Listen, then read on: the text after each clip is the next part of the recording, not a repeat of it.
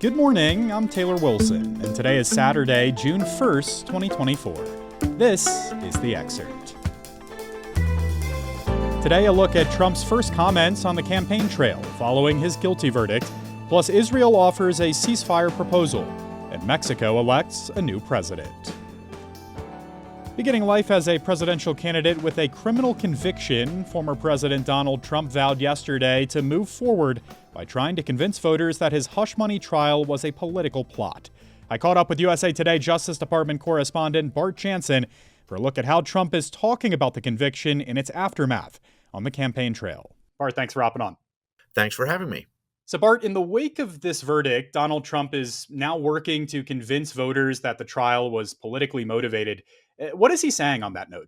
He gave a lengthy statement at Trump Tower on Friday morning, basically reciting all of the criticism that he'd used in hallway statements to reporters during the trial. He didn't take the stand himself to testify. He said there were too many concerns that the prosecutors would delve into past business deals or litigation that he's had. And so his lawyer said, well, why bother with that? But he has been sharply critical of the judge in the case, of the judge not moving the case to a different jurisdiction where there'd be a different pool of potential jurors. He's criticized a number of the decisions that the judge made, such as putting restrictions on potential witnesses that he thought would work in his favor. And so all those things combined leaves him saying that the trial was rigged, that it was a political witch hunt, and he has vowed to appeal it to try to overturn the decision. And as you mentioned, Bart, Trump notably did not testify in this hush money trial. How really is he explaining that to voters? Well, on Friday, he said that they could have questioned, well, was he a good boy for this? Was he a bad boy for that? He was, I think, obliquely referring to a couple of civil lawsuits that were brought against him last year, finally brought to trial last year. In one case, he was found liable for defamation of a columnist, E. Jean Carroll, who had accused him of sexual assault decades earlier. He denied her claims, and so she sued him for defamation, and Trump lost that case and was ordered to pay her $83 million. In addition, the state of New York sued him over false valuations of his real estate over a period of a decade, and the state won a judgment of more than $450 million. So combined, $500 million in two lawsuits, and he is appealing both decisions, but there's a number of allegations from those cases alone that could be brought up, and of course he's been involved in litigation for decades. And, Bart, the presumptive Republican nominee is also claiming that he's seen a major fundraising boost in the wake of this verdict. What's he saying, and what's the latest there? He did. There's a bit of a question about the actual number. The campaign had boasted that they raised $35 million in the hours after the verdict was announced.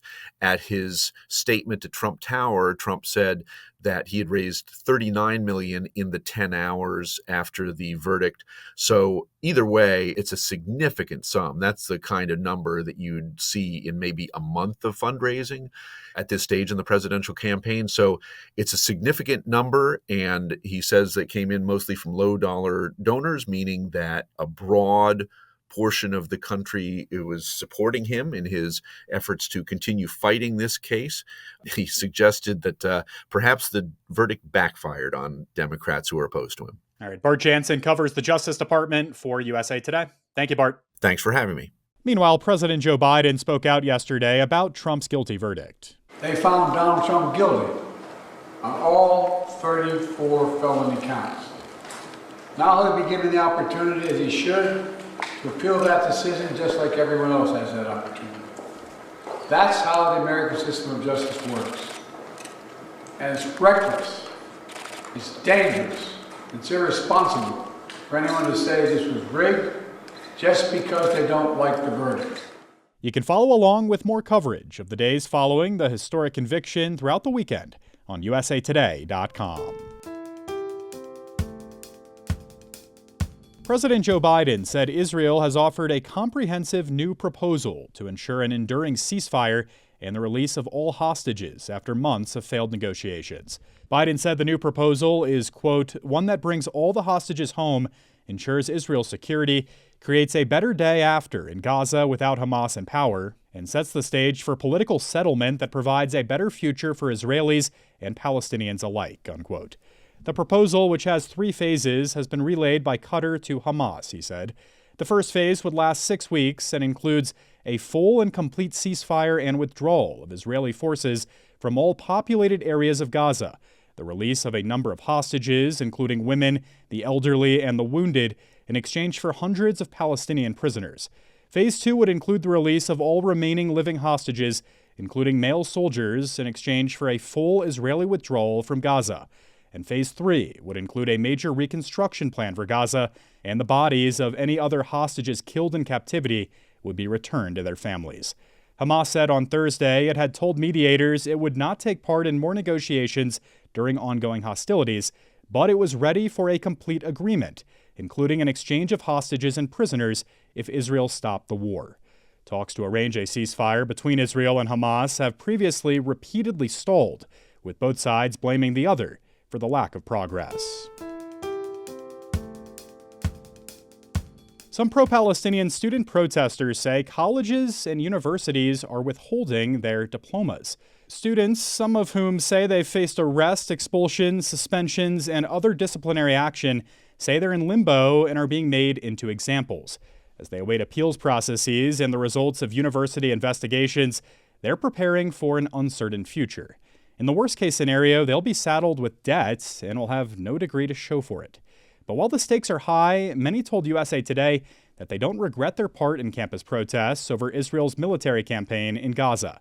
Devron Burks, a Vanderbilt student who was arrested and expelled following the occupation of a campus building, said, quote, I have these punishments and have to work through this stress, but it's incomparable to the plight of Palestinians. I don't regret it, and I don't think I ever will, unquote. You can read more with a link in today's show notes. In a historic election tomorrow, Mexican voters are expected to, for the first time, elect a woman, most likely a woman of Jewish ancestry, to lead the country. I spoke with USA Today national reporter Lauren Villagran for a look back at the outgoing president and a look ahead at what's next for Mexico. Lauren, thanks for hopping on today. Thanks. Nice to be here. So, Lauren, before we get to this election, would you just help us get a sense of the outgoing president? This is Andres Manuel Lopez Obrador, also known as AMLO. And what's his relationship with the United States been like? Oh, it's been checkered, Taylor. AMLO, as you mentioned, as he is known in Mexico, hasn't been very interested in working with the United States on key issues and has preferred instead to focus on domestic issues. He's a populist, he's a nationalist. And interestingly, the Mexican presidency lasts 6 years, which means he's been president first during the administration of former President Donald Trump, and then through the 4 years of President Joe Biden. He got along well with Trump. They both had a similar approach, sort of around personality politics, and was, content to be able to focus on issues in Mexico and not have to deal with too much, as he might put it, meddling by the United States. When President Biden took office, there was more interest in working together on issues of human rights and other things like that, and López Obrador has not been interested. So shifting gears, how is this race for his successor shaping up? Who are the candidates? And I know there's one in particular who appears to be the favorite to win Mexico's presidency on Sunday. Yeah, it's a three-way race, Taylor, but polls show Claudia Sheinbaum with a 20-point lead, sometimes more, sometimes less, but always in the double digits. And Sheinbaum is López Obrador's preferred candidate. She belongs to his political party.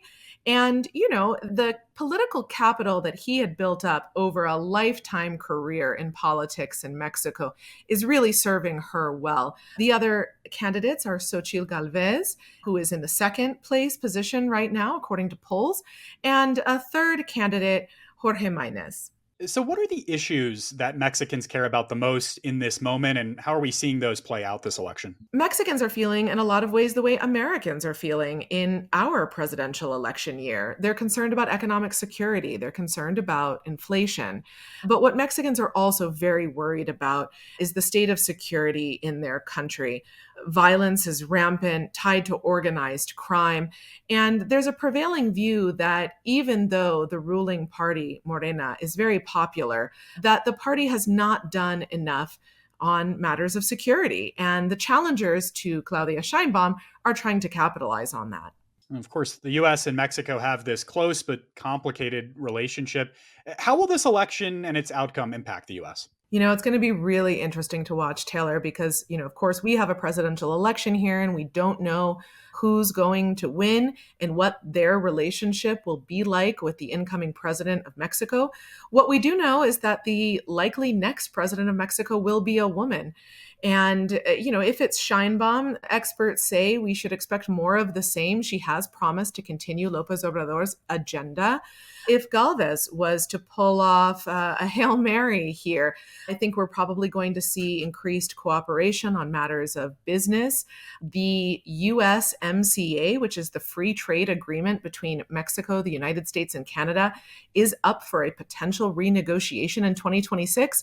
So, there's a lot riding on the relationship between the US and Mexico for our shared economy. A great breakdown for us. As always, Lauren Viagran covers the border and immigration for USA Today. Thank you, Lauren. Thanks, Taylor. Marian Robinson, the mother of former First Lady Michelle Obama and mother-in-law of former President Barack Obama, has died. The former First Lady said on X, formerly known as Twitter, that her mom was her rock and the same steady backstop for her entire family. Robinson raised her daughter in the Chicago South Side neighborhoods that would become her son-in-law's political home base. She grew up one of 7 children and studied to be a teacher before meeting Michelle's father, Fraser Robinson. Together, they raised the former First Lady and her brother Craig. Eventually, she became a constant presence in the Obama's life and became part of the first family. At the White House, she helped with the Obama children, Malia and Sasha. Though not one for the glamour of Washington, she did make a point of asking to meet the Pope while she had the chance, the family said. After the White House, she returned to Chicago, according to a family tribute. Marian Robinson was 86. According to the UN's annual World Happiness Report, America's youth are deeply unhappy. Why? And perhaps more importantly, how do we fix that? Be sure to tune into the excerpt tomorrow as my co-host Dana Taylor is joined by well-being expert Jan Emmanuel Deneve, who shares his insights. You can find the episode beginning at 5 a.m. Eastern Time right here on this feed. And today is the first day of Pride Month. Pride commemorates the 1969 Stonewall Uprising in New York and celebrates the LGBTQ community and the fight for equal rights. Thanks for listening to The Excerpt. You can get the podcast wherever you get your pods, and if you're on a smart speaker, just ask for The Excerpt. I'm Taylor Wilson, and I'll be back Monday with more of The Excerpt from USA Today.